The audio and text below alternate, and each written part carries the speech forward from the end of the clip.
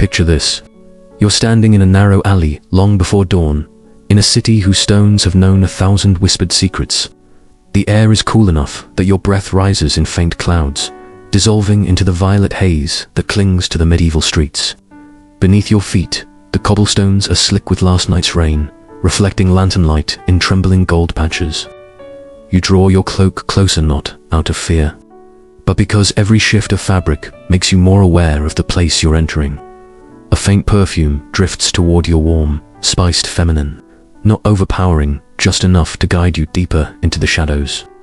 Somewhere nearby, a wooden shutter creaks open, spilling a rectangle of soft amber light onto the street. And there, behind it, you see her. A woman framed by stained glass, her silhouette half concealed by draped linen. She is not a fantasy, not an object, just a human being trying to survive inside a world that has narrowed women's choices to the edge of a knife. You hear footsteps behind you, a cart rolling over cobblestones, soft laughter carried through wooden walls thin as parchment, a door closing, a distant church bell. Everything feels impossibly intimate, the sounds closer, the air warmer, the textures sharper, as if the district itself has stepped toward you, closing the distance between past and present until you can feel its breath on your cheek. Here, every shadow holds a story, every window hides a life, every whispered price is a confession of poverty, desire, survival, or ruin. And as you take one slow step deeper into the alley, lantern light flickering over your wrists, it feels just for a moment, as though the women watching from behind the glass can see you. Not the modern observer, but you, a traveler stepping into a place where intimacy and commerce have been woven together for nearly 1,000 years. The air is warm now, almost thick, as if this one street is holding its breath with you.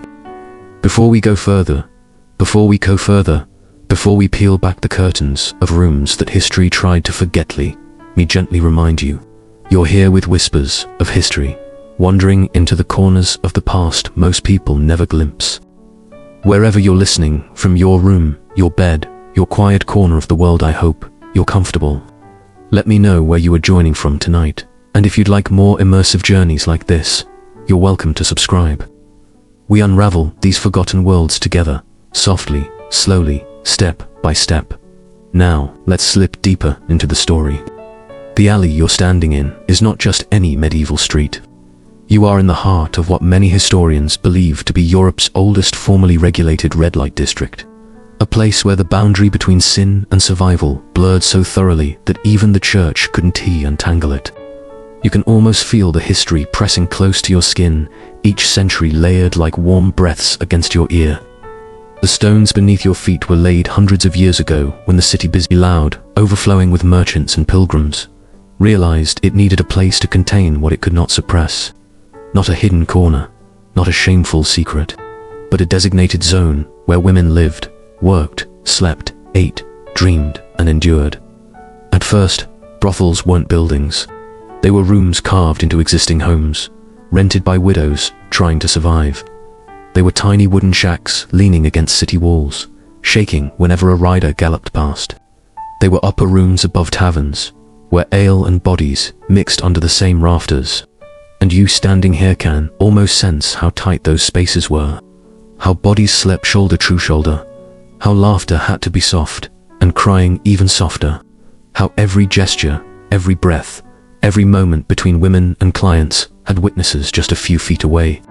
The air smells of damp wood, warm wine, and sweet smoke, remnants of a world where women learned to turn their environment into armor, perfumes made from herbs crushed in mortar, gowns dyed with cheap pigments that stained fingertips, hair brushed with oils made from what little they could afford.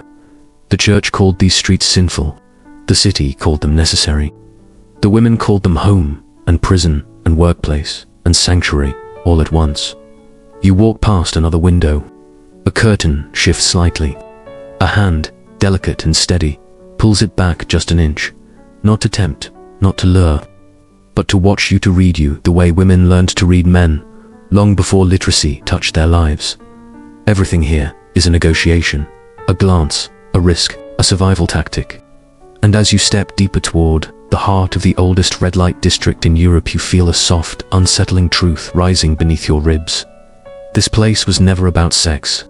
It was always about survival. A lantern flickers nearby, a footstep echoes, a wooden sign creaks above your head. The lantern above you trembles in the faint breeze, its flame bending as if bowing toward the secrets below. You follow the sway of its light until it settles again, casting a warm, unsteady glow over the narrow passage ahead.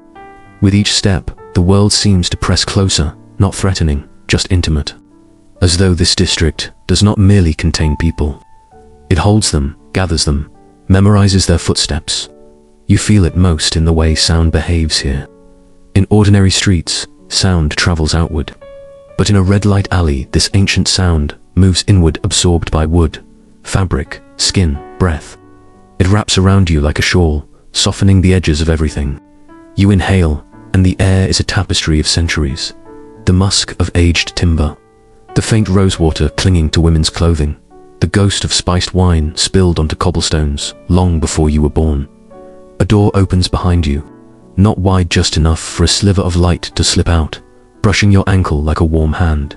Inside, you glimpse shapes, a bed too close to a wall, a dress laid carefully across a chair, a woman-esque shadow moving with the measured grace of someone who has lived too many nights like this and survived all of them. And then you notice something, subtle something your sample script taught you to recognize. The architecture of intimacy, not romantic intimacy, not chosen intimacy, but the intimacy forced by proximity, by poverty, by regulation. The brothels in this district weren't built to comfort the women. They weren't built for privacy either. They were built to control, to observe, to contain. Imagine stepping inside one. The floorboards creak as though announcing your arrival. The room is narrow, almost claustrophobic, with a single rushlight flickering against a plaster wall that's cracked like an old map. Every texture here tells a story of endurance.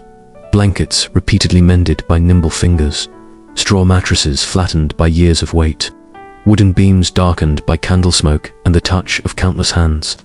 You would expect such a place to smell of sweat, ale, tired bodies, but instead, there's a surprising softness.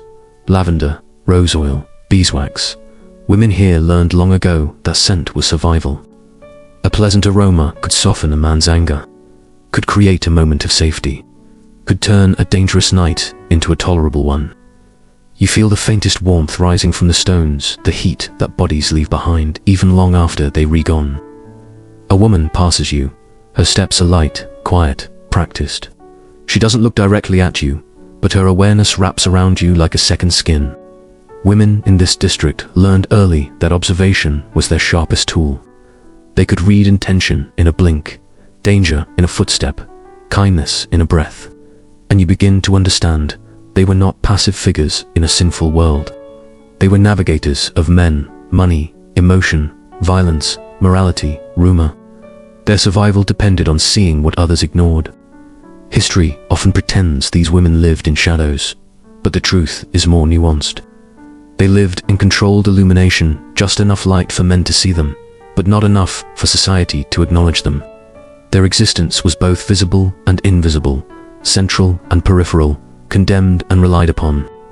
A church bell echoes in the distance, soft, almost mournful. And that's when you notice the irony. This district existed because the church allowed it to exist. Not openly, not proudly, but practically. Cities believed brothels reduced greater sins. Authorities believed regulated sex reduced unrest. Clergy believed contained vice was safer than uncontrolled temptation.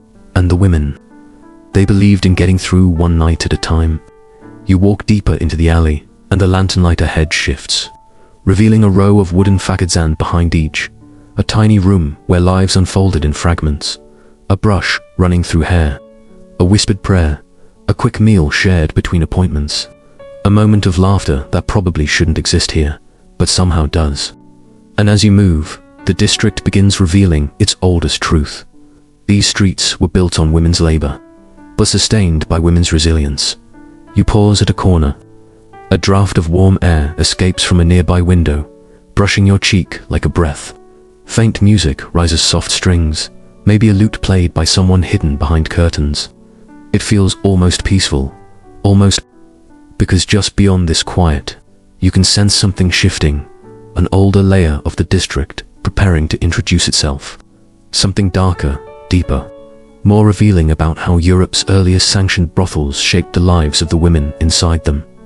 A door closes somewhere. A footstep halts. A whisper travels through wood.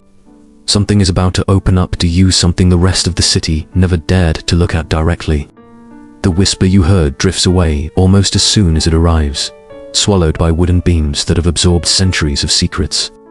You step closer to the corner where the sound came from, and suddenly the alley narrows, funneling you toward a space where the district becomes older, more ancient than the painted shutters, more worn than the creaking doors. Here, the stones change. What lies beneath your feet isn't the polished cobble of later centuries, but the rough, uneven ground laid when this district was first carved out of the city's bloodstream. The stones are darker, colder, as though they remember a time when this place was not tolerated but merely ignored, place pushed to the edges where officials pretended not to hear the cries that rose at night. A soft amber glow leaks through a high, narrow window.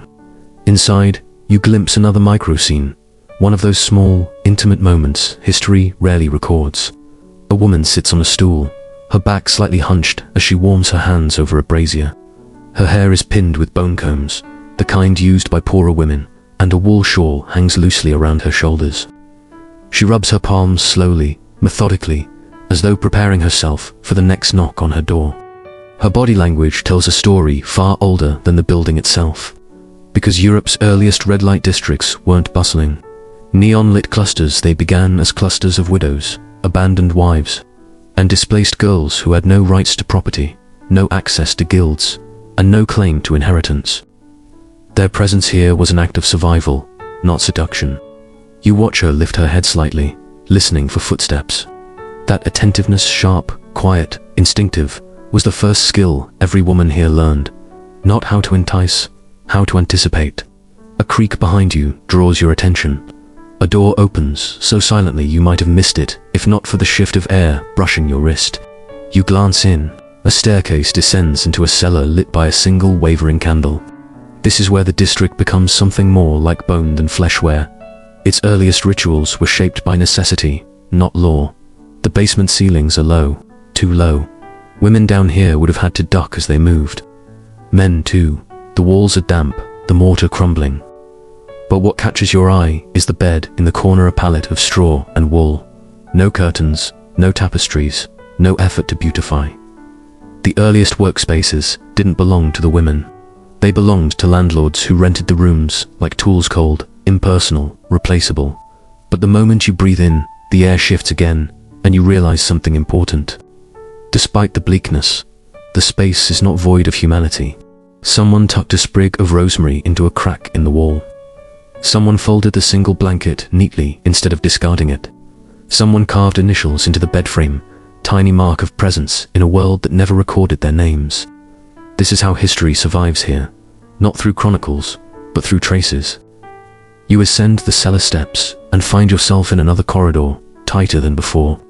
The air has a faint sweetness to it, now saffron soap, maybe, or watered-down perfume. Women often bought cheap scent, not to attract clients, but to mask fear. A soothing smell could steady the nerves. It could make a room feel like a place, not a trap. And then you hear its soft laughter. Not loud enough for joy, not low enough for sorrow. It's the kind of laughter women used when pretending everything was fine. You follow the sound to a row of small wooden cabins each, barely the width of your outstretched arms. Through one glass panel, you glimpse two women sharing a moment of quiet camaraderie. One braids the other's hair, her fingers gentle, deliberate. In this world, tenderness wasn't a luxury, it was a form of survival medicine. Their expressions are calm, but their eyes hold the weight of hundreds of stories denied a place in official archives. You step away so as not to intrude.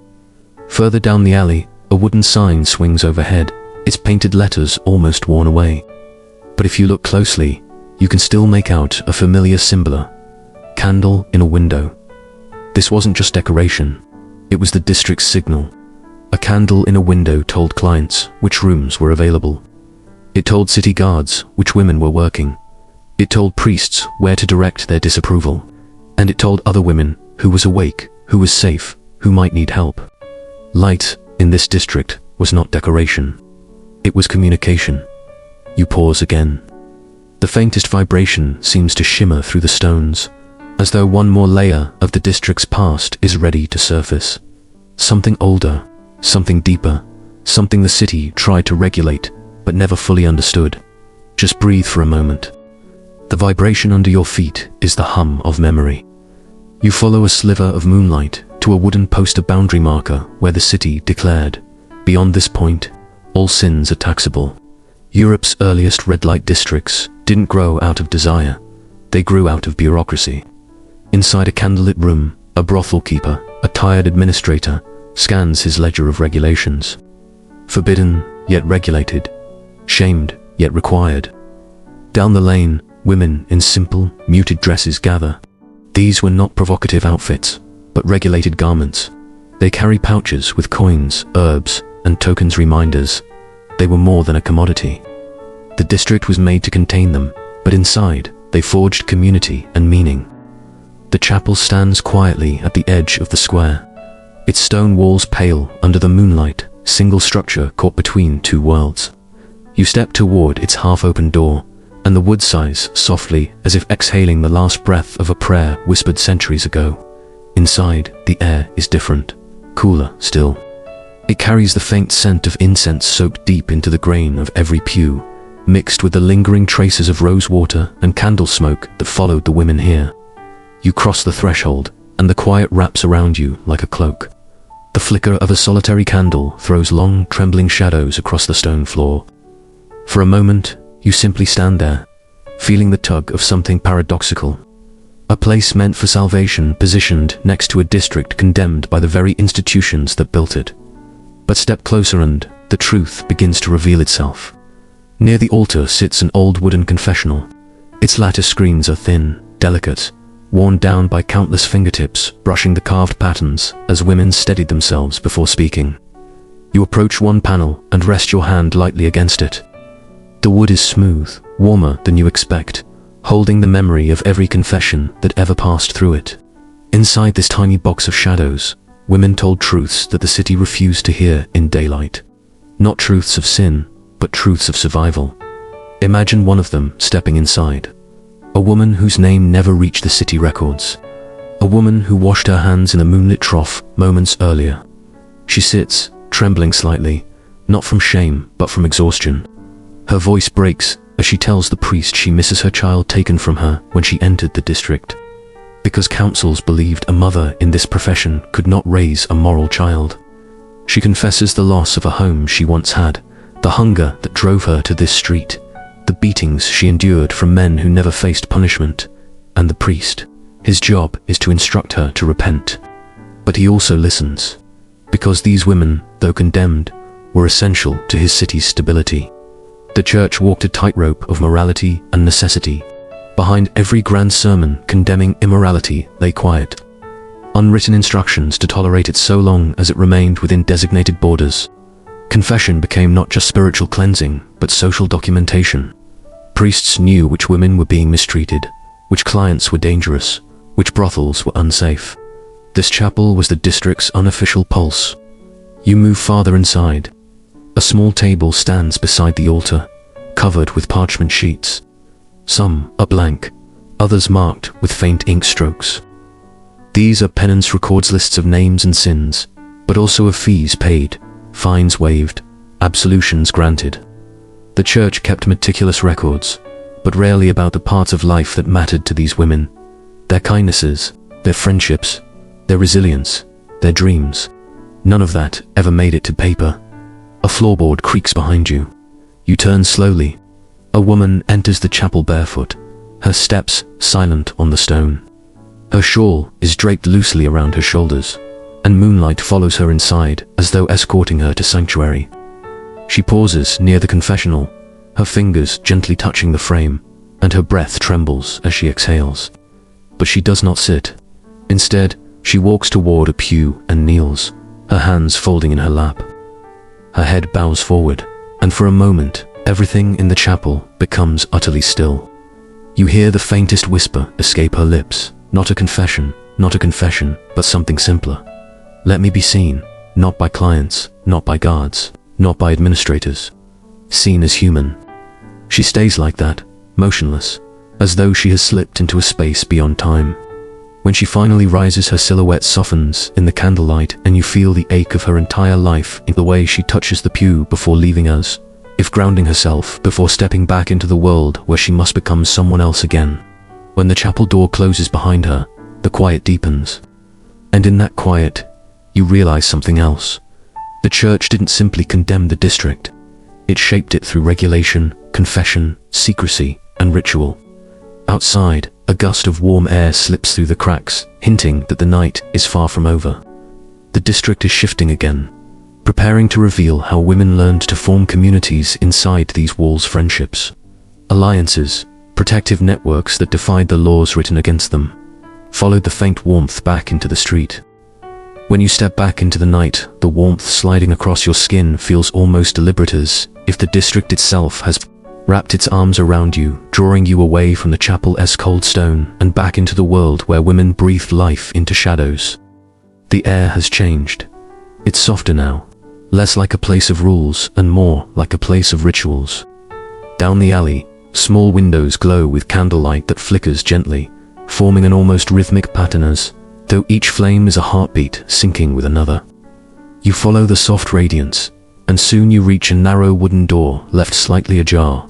A sliver of amber spills through it, lighting the ground like a quiet invitation.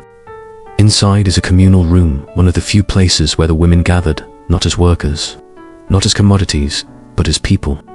The room is dim and warm, its air thick with steam rising from bowls of stew cooling on a long table. The scent is earthy and comforting: lentils, herbs, something faintly sweet. 3 women sit together on the floor near the hearth. Their bodies lean gently toward one another, knees almost touching. Their shawls drape loosely, revealing soft curls of hair and tired shoulders that finally rest after hours of performing strength. One of them, her hair braided with a strip of faded red ribbon, pulls a wooden comb through the locks of another. The strokes are slow, tender, rhythmic. Not hurried, not transactional. Care expressed in touch, in patience, in the small sighs of relaxation that escape the woman being groomed. This is one of the district's unwritten rituals. Women tended to each other before they tended to anyone else. You notice it in the quiet gestures. A bowl pushed closer to someone too tired to reach. A shawl adjusted over someone's shoulders. A laugh shared in a whisper so soft it barely disturbs the air. These are the moments that kept them alive. You step farther inside, careful not to disturb the fragile peace. On the table, beside the bowls of stew, lies a small collection of objects, tokens, exchanged between the women like secret signatures. A carved wooden heart, a sprig of dried lavender, a scrap of blue fabric. These were gifts not meant for clients, but for each other. Friendship here was not luxury, it was defense. You move to the far side of the room, where another woman is mending a sleeve. Her needle glints in the candlelight, dipping in and out of the cloth with practiced ease. She hums quietly, a tune without words, something passed down from mother to daughter, long before life brought her to these walls. Each stitch seems to heal more than fabric. It repairs the day itself. You notice her looking up at another woman entering the room, a silent check, a measure of safety. Only when the newcomer nods subtly, do shoulders relax again. This was their safety system. Not locks, not guards. Signals made from glances, from breaths, from the tightening or softening of a jaw. Women here took care of each other because no one else would. You step through an adjoining doorway into a smaller space, one of the women's private rooms. The air is warmer here, richer with scent. Dried flowers hang from the rafters. A blanket folded neatly, corners tucked with quiet pride, rests at the foot of the bed. On a small table sits a cup of watered wine, a candle burning low, and a tiny wooden figure of a woman holding a child. The room is small, yet it feels full. You run your fingertips lightly along the windowsill, where grooves carved by someone's nails tell a story of nights when the world felt heavy, too heavy. But beside the marks lies something unexpected.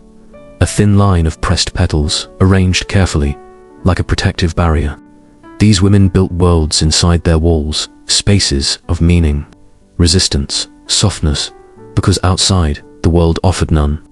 When you step back into the communal room, one woman looks at you not directly, but through the faint glow of the hearth. Her eyes hold something ancient, exhaustion laced with courage. She nods once, a gesture that feels like permission to keep walking deeper into their lives. A door at the far end creaks open, and a woman slips inside, carrying a small loaf of bread wrapped in cloth. The others pause. She unwraps it slowly, revealing a warm, fragrant crust. The look they share is unmistakable. Not luxury, not indulgence, but relief. Bread in this district was more than sustenance, it was hope. And as they divide it, each piece passed gently from hand to hand, you feel the atmosphere shift again. A soft hum returns. A rebuilding of strength begins. The night outside continues its rhythm, but in this room, time slows, stretches, becomes something safe enough to breathe in. Just beyond these walls lies the next part of their world, a place where clients come and go, where danger mixes with routine, where women must transform themselves into whatever the night demands. But before you step out, listen, really, listen. A woman is whispering something to the others. Her voice is low, steady, practiced. A warning, a preparation. A ritual they repeat before facing the street again. And whatever she says, whatever secret code they share, will change the way you experience the district from this point onward. The whisper softens as you move closer to the doorway, becoming a thread of sound woven into the warm hush of the room. You can't quite hear the words, but you can feel their weight. Every woman in the circle listens with a stillness that's almost ceremonial. When the speaker finishes, a shared silence follows, heavy yet comforting, like hands gently placed atop one another. This is their code, the quiet language that kept them alive.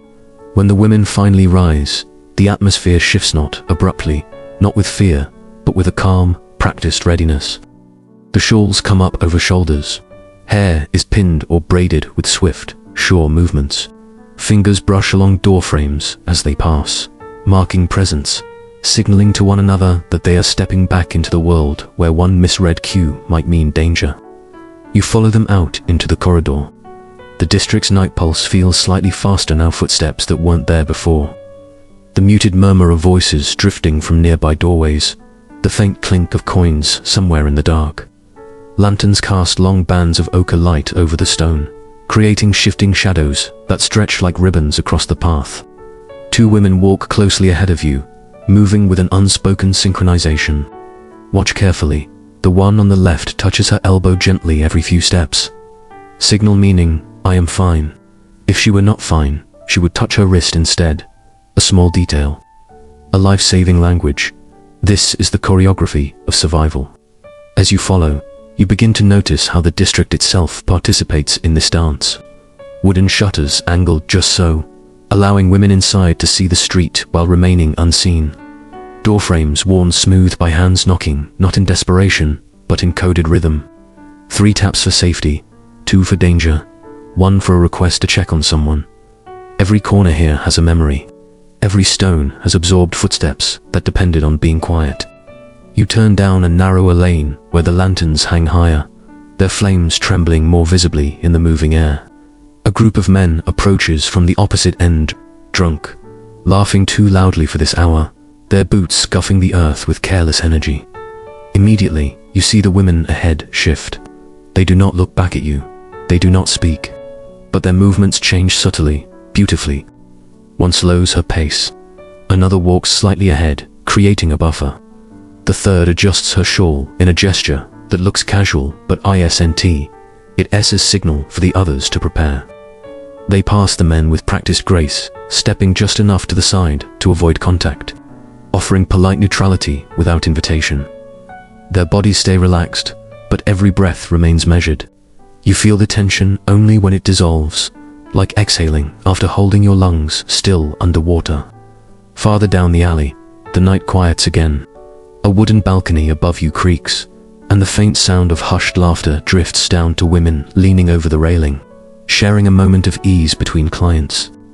One flicks a small piece of bread to a stray cat below, and the creature rubs against your legs as it passes, warm and soft, reminding you that even in the margins of society, life still seeks gentleness. You follow the women to a corner of the district rarely mentioned in records, a crossroads where the air feels heavier, as though it holds the memory of countless decisions made in the space between necessity and autonomy. This is where they waited, not for clients, but for information. A young girl, not working, too young for that, sits on a stoop, plucking the loose threads from her hem. She is one of the district's unofficial messengers, quick, quiet, invisible to authorities. When someone dangerous enters the district, she sees. When someone disappears, she knows who last passed by. Many women leave coins or scraps of bread by her feet. She accepts them without pride or shame, only with a quiet awareness that she is a lifeline. You watch her rise and whisper something to one of the women. The woman nods, the others lean in. Then like that, their roots shift. They change direction, skirts brushing softly against brick, footsteps realigning with the rhythm of caution. You follow as the district darkens into a deeper, quieter passage. Here voices fade, doors stay shut. Even the air feels dense, scented faintly with damp earth and old wood. This is a part of the district few outsiders ever imagined. The place where women warned one another, hid one another, protected one another. Halfway down the lane, a faint cry breaks the silence. Not loud, more like a stifled gasp. The women ahead freeze, each of them tilting their head toward the sound. Then, without hesitation, they move, turning sharply toward a hidden side door. You stay a few steps behind. The district holds its breath. The door creaks open, candlelight spills out. And what you see inside, a moment of vulnerability, of urgency, of coordinated compassion, reveals a side of this history almost no document preserved. To understand it fully, you'll need to step through that door. The door closes behind you with a soft thud, sealing you into a room so warm it feels like a held breath. Candlelight fills the space, not bright, not harsh, but gentle, golden, like dawn pressed into a small room. Shadows stretch along plastered walls, bending around shelves lined with clay jars. Folded cloths and bundles of herbs hung to dry. At the center of the room sits a woman on a narrow bed, her breathing shallow, her hands gripping the blanket twisted in her lap. She is not injured, not visibly, but something in her posture tells you her nerves are frayed, as if the weight of the night has pressed too heavily on her shoulders. Two other women kneel beside her, one holding her hand with steady, grounding pressure, the other smoothing her hair away from her forehead. Their touches are practiced, soothing, not hurried, not panicked. This is not the first time they have done this. It is part of the district's private rituals, the kind that kept their spirits intact when the world demanded too much. A moment passes before the women acknowledge you, not with suspicion, but with a quiet acceptance, as though your presence here has been folded into their circle. You step closer, and the smell of lavender and crushed mint wraps around you, thick and comforting. On a small wooden table beside the bed sits a bowl of water warmed by the hearth, a cloth draped across its edge, and a handful of herbs steeping quietly, releasing a faint, earthy sweetness. This is not medicine in the formal sense. It is something older remedies passed down through mothers, aunts, sisters, brought into the district by women who carried fragments of home with them. One woman dips the cloth into the warm water, wrings it gently, and presses it to the anxious woman's hands. The tension in her shoulders softens almost immediately. This is their care system, unrecorded, unacknowledged, yet more vital than any regulation or protection the outside world pretended to offer. You look around the room and notice details that tell you how often this space served as sanctuary.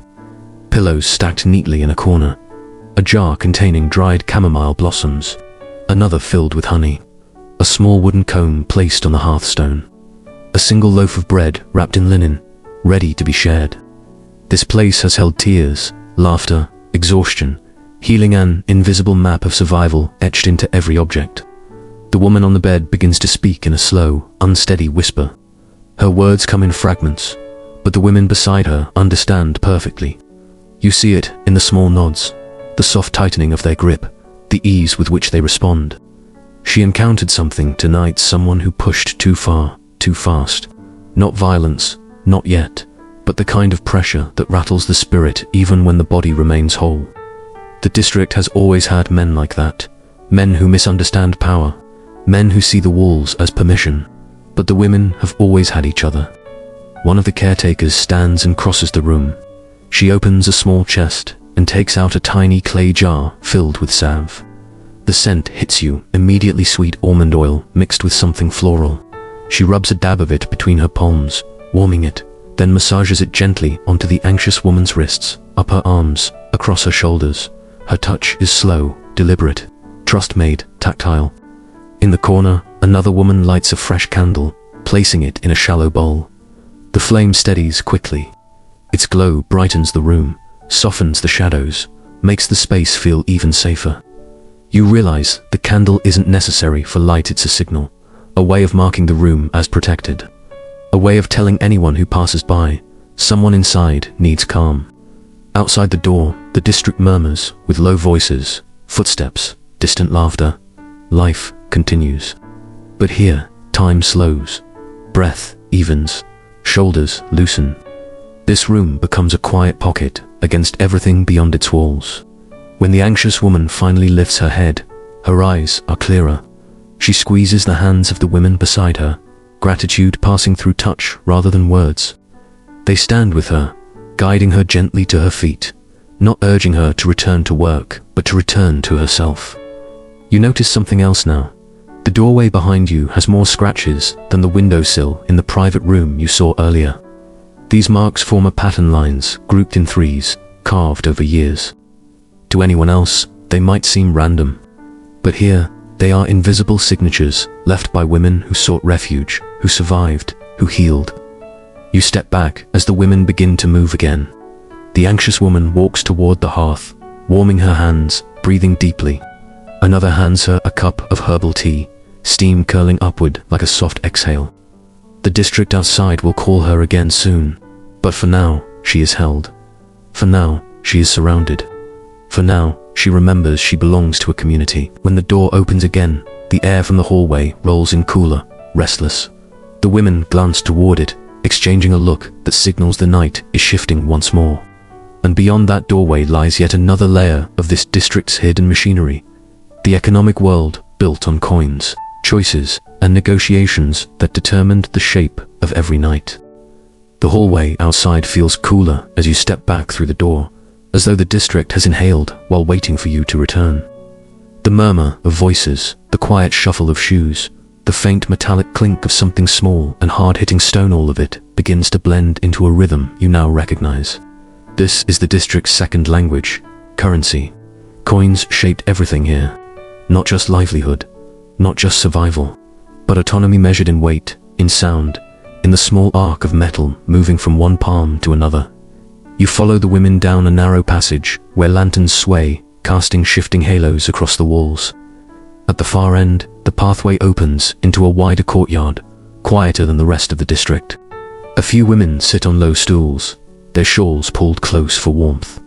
One of them counts coins from a worn leather pouch. The metal glints faintly in the lantern light, revealing dents, scratches, irregular shapes, coins that have passed through too many hands to still look new. You pause and listen. The soft clatter of each coin tells a different part of their lives. Some coins were earned through routine, predictable nights, some through danger, some through kindness shown by a client unexpectedly gentle, some through barter bread, candles, fabric exchanged for a night's company. Money here was never just money, it was time, it was safety, it was a map of choices women navigated every hour. A woman seated near the center of the courtyard, the oldest among them, runs her thumb along the edge of a coin repeatedly. Her hands are worn, the skin lined like dried riverbeds, but her movements are deliberate, steady. She is the unofficial accountant of this corner of the district, a role built on trust rather than authority. You watch her separate coins into small piles, one stack for food, one for the brothel keeper, one for taxes, one for fines. Because the city profited from every infraction. A woman standing outside her designated area, working on the wrong night, lighting a lantern too late, leaving the district without permission. Their income left their hands almost as quickly as it entered. You quietly approach the old woman. She glances up, studies you with eyes that have seen too much to be startled by anything. Then she nods once, a gesture inviting you to look more closely. She taps one stack, then another, communicating without words. This is survival. This is obligation. This is what remains. Nearby, two younger women are engaged in a different financial ritual. They sit on opposite sides of a wooden crate, rolling coins in small squares of cloth savings. They hide beneath floorboards or behind loose stones. A single coin saved could mean a warmer blanket next winter. 10 coins could secure a room of their own. 20 might buy safe passage out of the district if they dared leave behind the only community that protected them. But leaving was rarely simple. Many women had debts. Debts to brothel keepers, to inn owners, to the city itself. Debts inherited from family. Debts created through fines and fees. Debts disguised as contracts. In the silence of the courtyard, you begin to understand another truth. The district survived not because the women worked, but because the system relied on their earnings. A door opens on the opposite side of the courtyard, and a man steps out, a tax collector. His coat identifies him instantly. The women do not flinch. They have learned the choreography of these encounters. He waits silently, and one woman approaches, placing a small pouch in his hand. He doesn't count the coins. He knows the sound well enough to trust the weight. He leaves as quietly as he arrived. You watch the pouch disappear into his coat, and the courtyard exhales again. A soft voice speaks behind you. She'll have to work an extra night now. You turn. It's the woman from earlier, the one who had needed calming in the herbal room. She stands steadier now, though her shoulders carry new tension. Her eyes drift to the woman who handed over the pouch.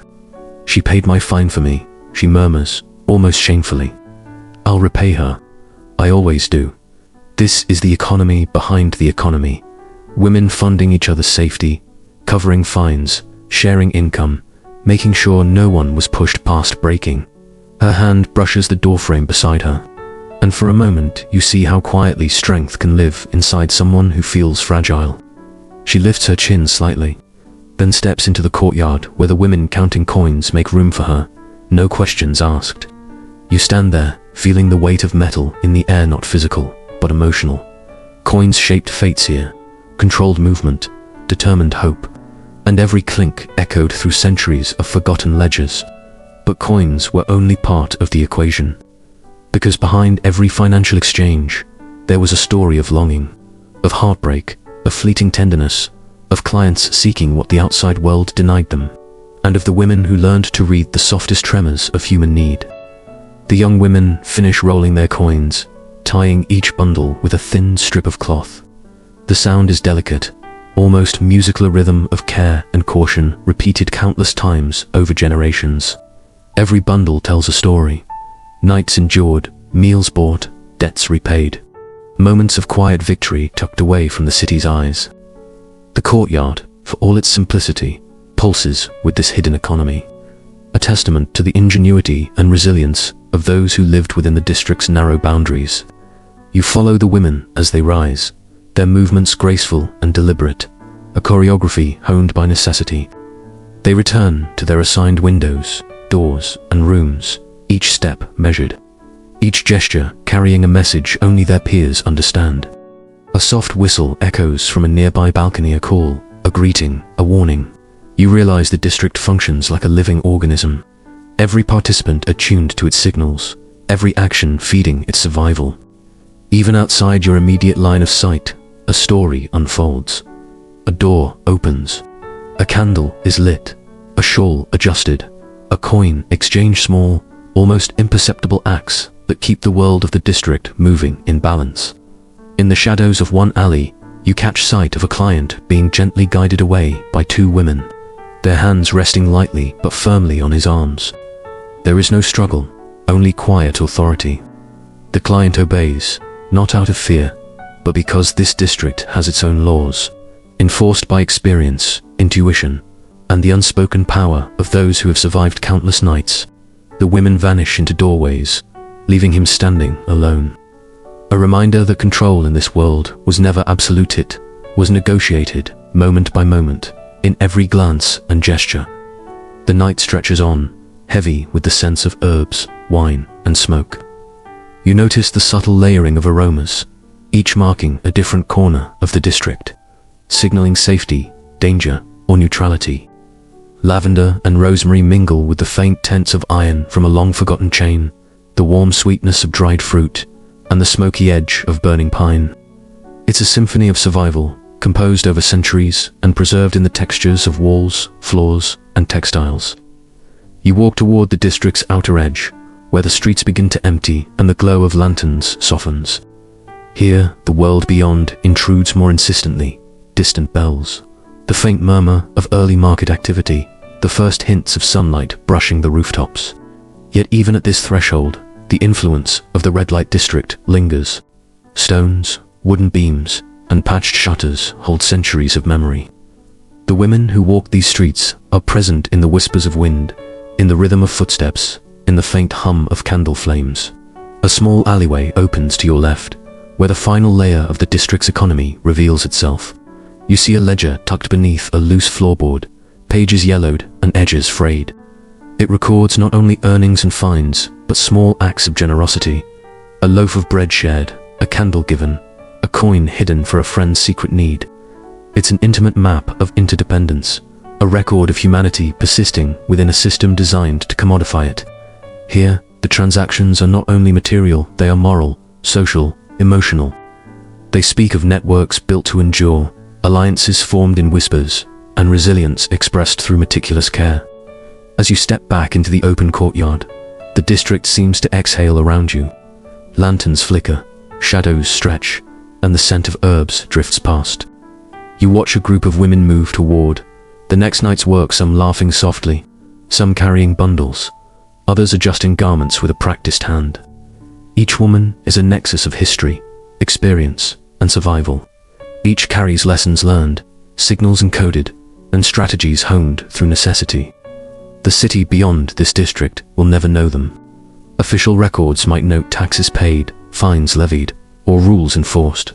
Chronicles may tell of sin, scandal, or moral decay.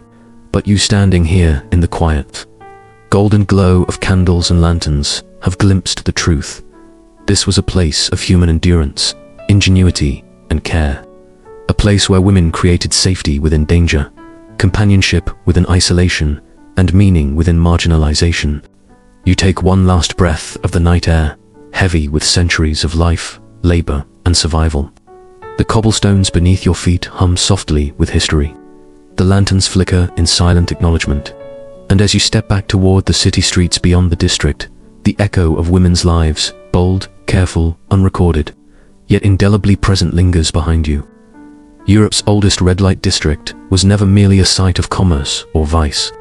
It was a crucible of resilience, a theater of survival, a testament to the ways human beings, especially women constrained by circumstance, carved spaces of autonomy, solidarity, and meaning where the rest of the world sought only to control. And though the centuries have worn the wood, faded the paint, and muted the candles, the pulse of the district, its survival, its rituals, its quiet humanity remains. It is here, in these narrow alleys, behind these windows and doors, that history speaks not of sin, but of survival, not of shame, but of courage, not of forgetting, but of remembering. The lanterns dim as dawn approaches. The district exhales, and you step away, carrying with you a truth that the world outside may never fully see, but one you will never forget.